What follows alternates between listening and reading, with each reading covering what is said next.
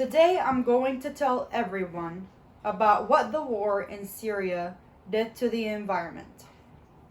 During the years, the war has been progressing, and the more it keeps going on, the more pollution and destruction it will cause.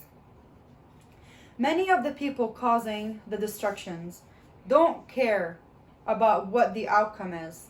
All they care about is to prove that they are powerful and that they can take over the land they're fighting for. According to AOAV in February 2019, pollution, agriculture, infrastructure, natural resources, and habitats were some of the things that were affected. I myself grew up in the Middle East. I was constantly surrounded by wars. Some were in my country, and some surrounded it. The war in Syria had a huge impact on my country and other countries and the environment. Most people hated Syrians who came and took people's jobs. They caused many terrible things for the countries and the environment, but I also learned that not all of them are bad. We'll get to this later. Many refugees who had no place to live ended up building tents. One of the most important factors that was caused was pollution. According to Action on Armed Violence, the use of explosive weapons in populated areas and the destruction of civilians' infrastructure caused a number of environmental concerns. A barrel bomb is just one type of improvised explosive device used extensively by the Syrian Air Force during the war. They were dropped from helicopters and drones. As cited in Action on Armed Violence, the destruction of large numbers of oil refineries, textile, pharmaceutical, and plastic factories, power stations, and hospitals are all also likely to have released toxins and hazards in the environment. The explosives have many compositions. For instance, it includes heavy metal, fuel, lubricants, solvents, energetic materials such as RDX, TNT, and propellants. These materials can contaminate soil and groundwater.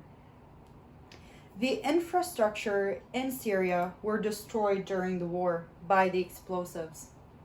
Because of it being destroyed, people found alternatives such as refugee camps.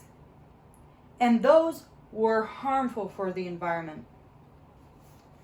According to the World Refugee Council, refugees can have a negative impact on the environment, including deforestation, devegetation, erosion, destruction, degradation, pollution of water sources and catchment areas, illegal poaching, fishing, and overgrazing. Workers have been carrying the repairs and the general maintenance. The destruction of the buildings and the accumulation of rubble may lead to other health impacts. For instance, the wholesale destruction of buildings has released a large number of dangerous and toxic substances into the environment. The pollution caused by the bombs and the people ended up spreading around in different countries. Some lands are given up so people can build homes to live because of their houses that were destroyed in the war. Forests and lands will end up losing trees. According to AOAV, forests may be stripped as refugees need poles for houses and firewood, medicine, fuel wood. These stuff that are also being transported in trucks and cars that also end up releasing pollution in the environment.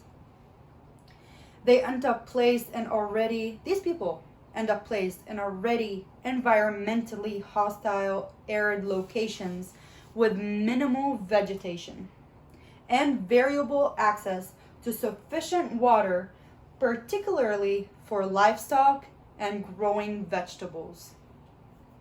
These refugees have some, just some, positive impact on the environment, such as the attractional aid and development actors who may undertake projects to protect the environment.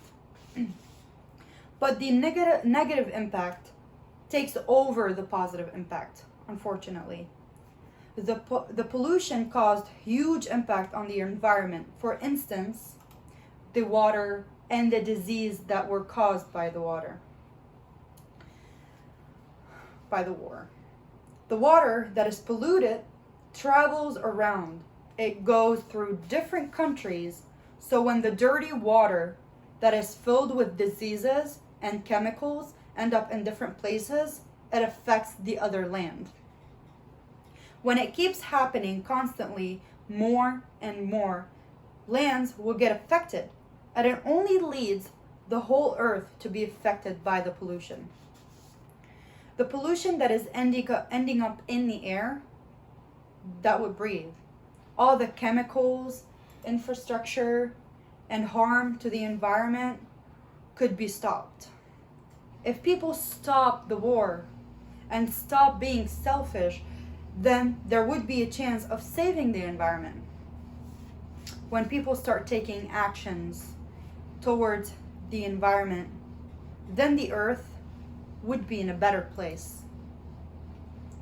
Those actions would be stopped by, for example, stopping the pollution that we cause in our daily life by cutting trees, by polluting water, polluting the environment, the climate, by using the cars and just not caring and using plastic. That if all that would be stopped, and wars that cause pollution would be stopped, maybe there is a chance of saving the environment. So for that, I say, stop being selfish, start thinking of the environment and the only place we have to live on, which is the earth.